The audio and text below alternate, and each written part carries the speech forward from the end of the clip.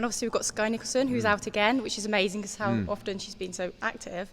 So how do you see this fight going? Well, she's lucky. She was supposed to have 3 fights, and then the plan was, when a fighter comes and basically leaves their life behind to move to the other side of the world to dedicate their life to the sport, you have to give them the respect and the activity. So the original plan was 3 fights, but then when she finished in New York, she's like, I've got a bit more time, can I have 4? So she boxed well there, and it's good to keep these fighters active.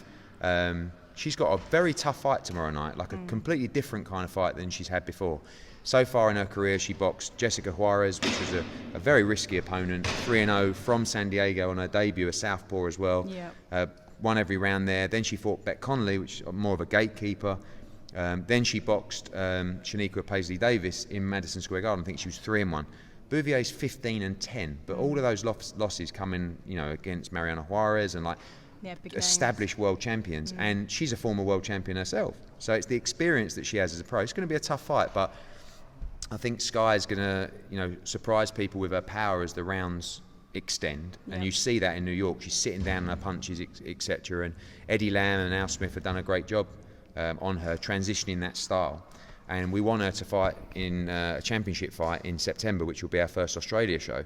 And I think this will be a great yardstick to show if she's ready to move on to that. But she's a star in the making, and I think she's going to excite a lot of people and surprise a lot of people with her power as the rounds progress. Yeah, because we saw that, didn't we, in New York? Yeah, I think sometimes fighters can feel a little bit, they read too much social media.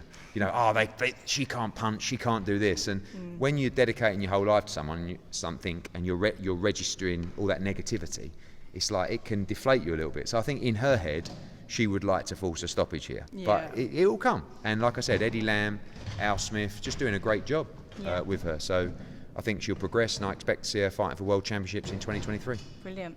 Thank you for watching. And if you enjoyed the video, please hit like. Don't forget to subscribe so you don't miss any future content. And why not check out any other videos on the channel? You can follow Women's Fight News on Twitter, Instagram and Facebook.